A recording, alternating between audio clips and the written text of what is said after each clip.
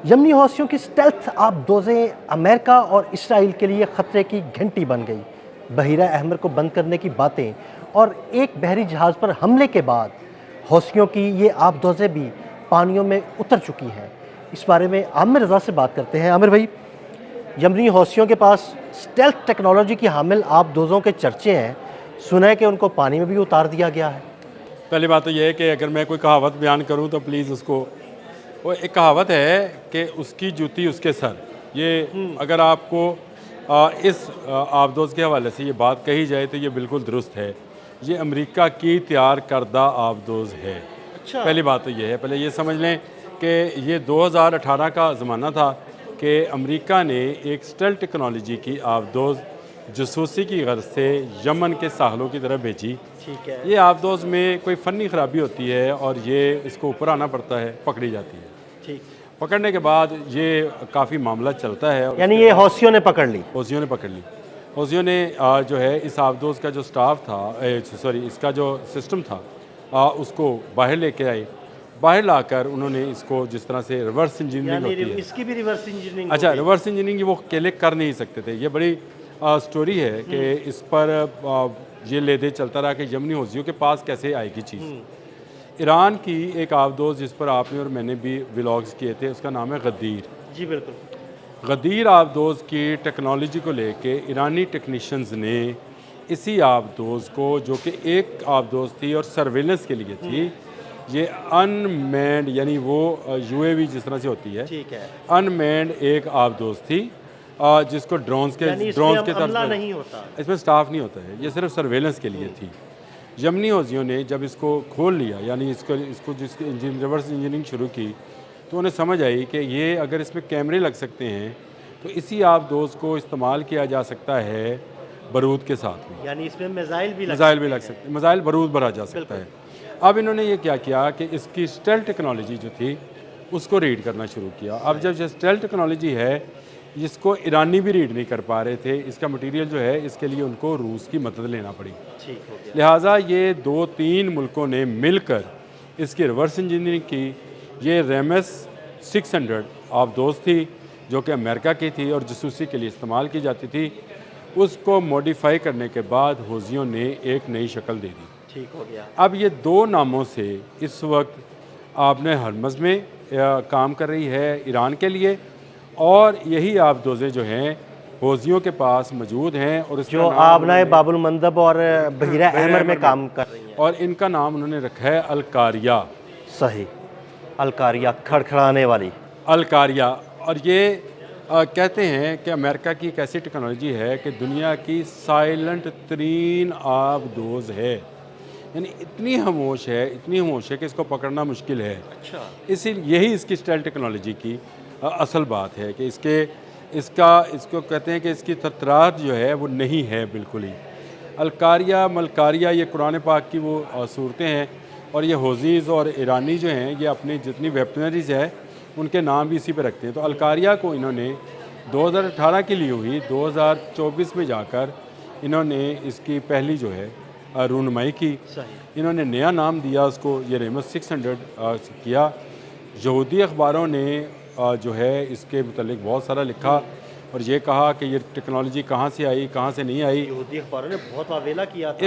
इस पर पेंटागन ने ये इस हद से इज़हार किया कि इसमें ईरान और रूस मददगार हैं। जो मैं जहाँ से मैंने ये बात ली है, आपको मैंने बताया कि इसकी स्टेल्थ टेक्नोलॉजी को पकड़ना, इसको दोबारा से रीबिल्ड करना, इसकी रिवर्स इंजीनियरिंग करना, अब ये बड़ी तादाद में हौज़ीज़ के पास भी हैं, और यही यूएवीज़ या अंडर वाटर इसको ड्रोन कहेंगे, कामाकाजी ड्रोन जो हैं, ये ईरान के पास भी हैं, आपने हरमज़ में है। तो ये एक बड़ा ख़तरा है, अमेरिका की जूती है और अमेरिका के ही सर है, मतलब वो कहावत हाँ, है। नहीं, आपने उस कहावत को बहुत बिल्कुल बेहतरीन तरीके से बयान तो ये एक ऐसी आबदोज़ है जो इस वक्त ख़तरा है। ख़तरा इसलिए है अमेरिका के लिए और यहाँ से गुजरने वाले जहाज़ों के लिए कि हौज़ीज़ ने इसको समुंदर में उतार दिया है।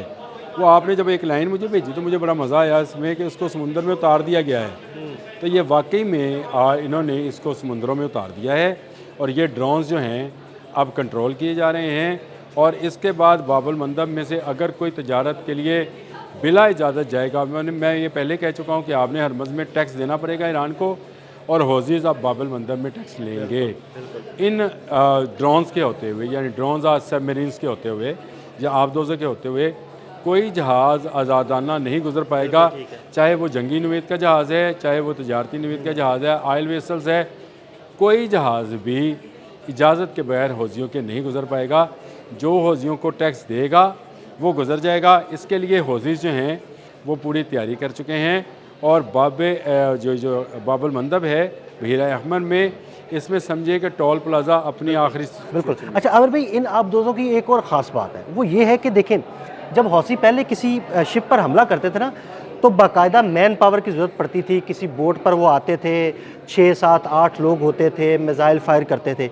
ये आबदोज़ स्टेल्थ टेक्नोलॉजी की हामिल और बगैर किसी हमले के चलने वाली, यानी अब बगैर किसी हमले के एक चीज़ आएगी, मिसाइल फायर करेगी और आपको तबाह बर्बाद कर देगी। सबसे अहम चीज़ इसमें यह है कि ये लंबे अरसे तक पानी के अंदर रह सकती है, क्योंकि अमेरिका इनको जासूसी के लिए इस्तेमाल करता है और पूरी दुनिया में कर रहा होगा।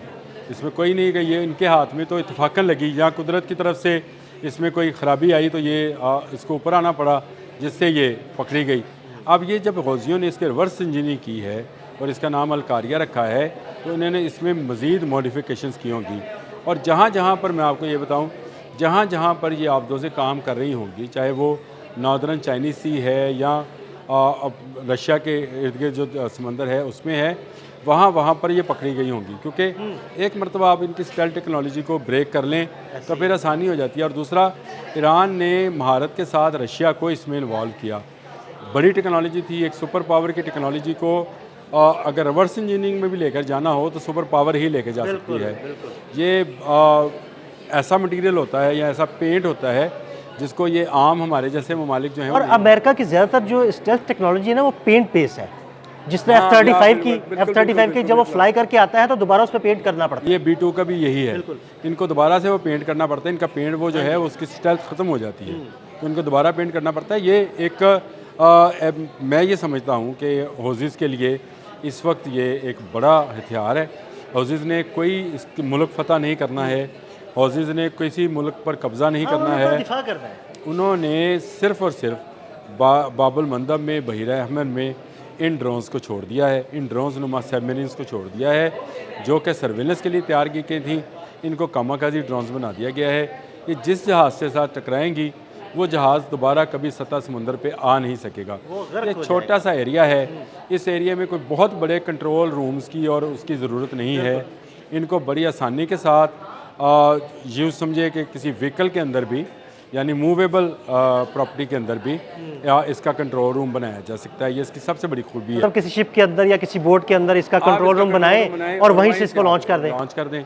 और ये अब समुंदर के अंदर खामोशी के साथ रहेंगी उस वक्त तक जब तक हौज़ीज़ चाहेंगे।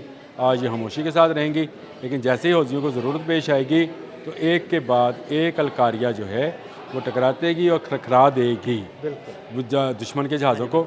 और ये एक बड़ा ख़तरा उन आबदोज़ों के लिए भी होगा। ये भी याद रखिएगा, जो आबदोज़ें समंदर के अंदर जॉर्ज डब्ल्यू बुश बहरी बेड़े के साथ हैं। अभी मुझे इसके मुतालिक मज़ीद तफसीलात भी हासिल होंगी कि ये कितना सफ़र कर सकती हैं और कहाँ तक कंट्रोल की जा सकती हैं। क्या ये कोई ऐसी टेक्नोलॉजी है कि ये सैकड़ों मील सफ़र कर सकें और फिर जाके टकरा जाएँ, जिस तरह से ड्रोन्स अब बन गए हैं आके सोलर फ्यूल के साथ चलते हैं। इनका फ्यूलिंग और सिस्टम क्या है और इनके अंदर बारूद किस नौइयत का है। क्या ये जहाज़ जो हैं तमाम जहाज़ों को डुबो सकती हैं, या जो बहुत बड़े त्यारा बरदार जहाज़ हैं जैसे अब्राहम लिंकन है, जराल्ड है, जिनके नाम अभी हम आते हैं, उनमें ये कैसा है।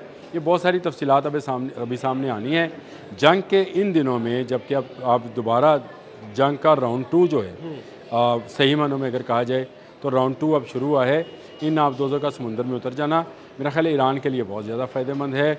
और हौज़ी एक मुल्क की तरह से, यमन के हौज़ी जो हैं एक मुल्क की तरह से समझे कि ईरान के इत्तेहादी हैं, और उनकी आबदोज़ें जो हैं ये अगर ये बाबुल मंदब में ऑपरेटिव हो गई हैं तो इसका मतलब ये है कि अब जो मुल्क भी तिजारत करना चाहेगा, इधर से आपने हरमज़ से ईरान और इधर से जो है हौज़ीज़ जो हैं वो अपना टैक्स वसूल करेंगे। और ये टेक्नोलॉजी जो है मैं समझता हूँ कि ईरान ने भी कमाल किया है, ईरान के पास भी मौजूद है, अब हौज़ीज़ के पास भी मौजूद है। अमेरिका के लिए इन समुद्रों में से निकलना जो है ज़रा मज़ीद मुश्किल है। बहुत शुक्रिया आमिर भाई जी। बिल्कुल अल कारिया यानी खड़खड़ाने वाली जिस शिप से टकराएगी उसे तबाह व बर्बाद कर देगी। अदील अहमद और आमिर रज़ा को इजाज़त दीजिएगा। अल्लाह हाफ़िज़।